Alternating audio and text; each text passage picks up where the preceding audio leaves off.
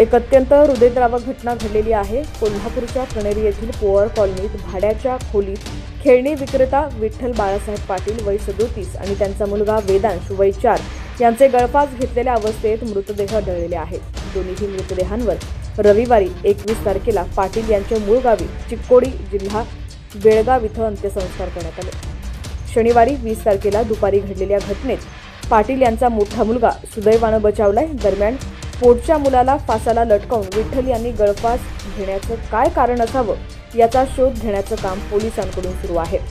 याबाबत अधिक माहिती अशी आहे की मूळचा विठ्ठल पाटील हा गोकुळ शिळगाव येथील औद्योगिक वसाहतीमध्ये काम करत होता। शिवाजी पेठेतील चंद्रेश्वर गल्लीत त्यांच्या पत्नीचं माहेर होतं। पत्नी क्रांती, 5 वर्षाचा मुलगा विक्रांत, 3 वर्षाचा वेदांश आणि विठ्ठल असे चौघे कुटुंब कणेरी येथील भाड्याच्या खोलीत राहत होते।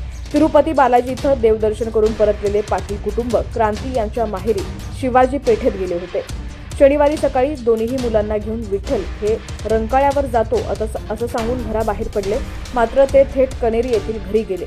दोन्ही मुलांना झोकावून त्यांनी छताच्या लोखंडी पाईपला दोरीनं 3 फास बांधले। एका फासात लहान मुलाला लटकवलं, त्यानंतर दुसऱ्या दोरीनं स्वतः गळफास घेतला। काही वेळानं मोठा मुलगा विक्रांत हा उठल्यानंतर त्याला वडील आणि भाऊ वेदांश हे दोघं लटकलेल्या अवस्थेत दिसले। त्याने वडिलांच्या मोबाईलवरून आईला फोन करून हा प्रकार सांगितला। क्रांती यांनी माहेरच्या नातेवाईकांना कणेरी इथं पाठवल्यानंतर वडिलांनी मुलासह गळफास घेतल्याचं निदर्शनास आलं। गोकुळ शिरगाव पोलिसांनी घटनेचा पंचनामा करून उत्तरीय तपासणीसाठी मृतदेह CPR मध्ये पाठवले होते।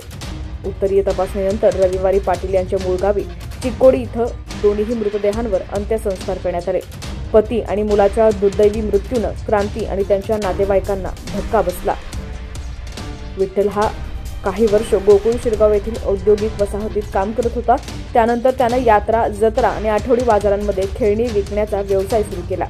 आर्थिक अडचणीतून त्यानं आत्महत्या केली असावी असा अंदाज पोलिसांनी वर्तवलाय। अन्य कारणांचाही शोध घेत असल्याचं देखील पोलिसांनी सांगितलेलं आहे।